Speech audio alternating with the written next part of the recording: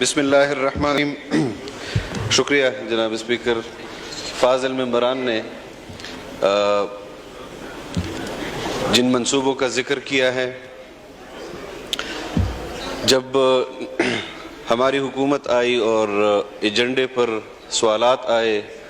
مولانا عبدالاکبر چترالی صاحب کے لواری ٹنل کے حوالے سے، اور جس طرح ڈاکٹر صاحب نے ذکر کیا، جو صورتحال انہوں نے انفراسٹرکچر کی اس وقت ایوان کے سامنے رکھی، میں خود ان تمام چیزوں کا گواہ ہوں کہ یہ وہ منصوبے ہیں کہ جو 2016، 17، 18 اور 19 میں مکمل ہونے تھے اور آج تک مکمل نہیں ہوئے۔ میں نے خود لواری ٹنل کے حوالے سے بریفنگ لی اور سوال مولانا عبدالاکبر چترالی صاحب کا اس کے بعد آیا۔ میں خود ان کے پاس گیا اور ان کو بھی دعوت دی کہ میں اس حوالے سے آپ کے سامنے بریفنگ رکھوا دیتا ہوں۔ انشاءاللہ جو اپروچ روڈز ہیں لواری ٹنل کے، میں خود اپنی مدت میں چترال کے لواری ٹنل کے اس منصوبے کی تکمیل کرتا جاؤں گا انشاءاللہ۔ ڈاکٹر صاحب نے اپنے ڈسٹرکٹ کے حوالے سے، چونکہ وہ اس کے نمائندے ہیں، خدا گواہ ہے کہ ڈاکٹر صاحب نے مجھ سے مطالبہ نہیں کیا، اور میں نے ان کے ڈسٹرکٹ کے اندر جہاں ضروری تھا وہاں روڈ کو ڈوالائزیشن کے حوالے سے ان کو پی ایس ڈی پی میں شامل کروایا ہے۔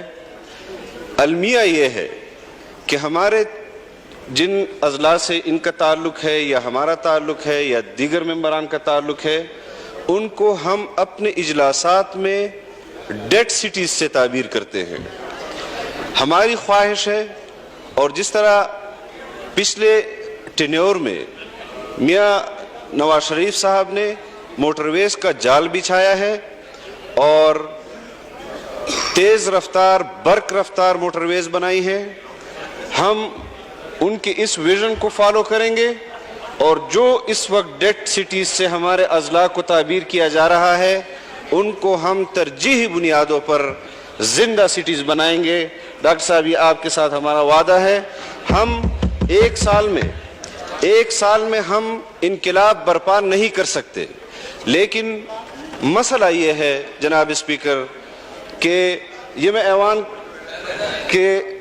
سامنے لانا چاہتا ہوں کہ نیشنل ہائی ویز ہوں یا جی ٹی روڈز ہوں، جو این ایچ اے کی ملکیت ہے، آج بھی قوانین وہی ہیں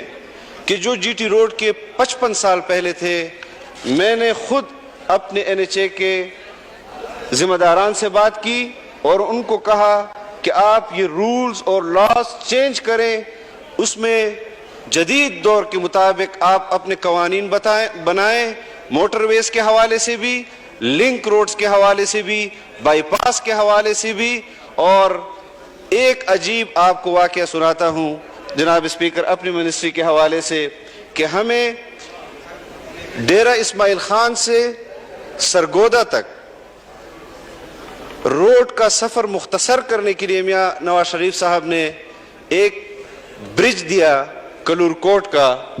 اور وہ آج سے 2 سال پہلے غالباً اس کی تکمیل ہوئی،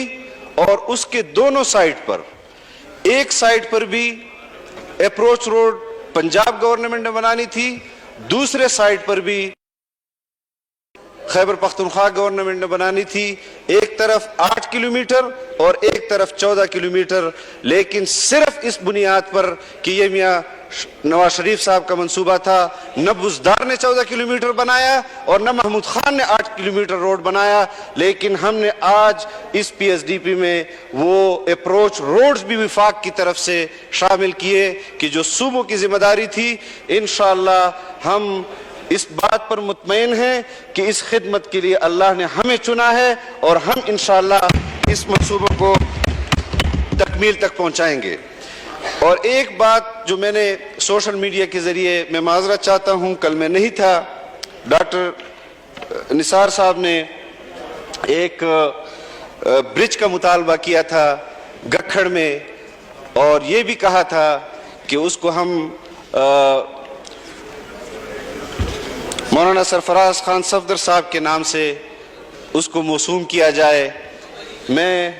آپ کی اس تجویز سے اتفاق کرتا ہوں، فوری طور پر انشاءاللہ فیزیبلٹی رپورٹ بھی منگواتا ہوں، اور انشاءاللہ اس برج کو مولانا سرفراز خان صفدر کے نام سے ہی موسوم کیا جائے گا انشاءاللہ۔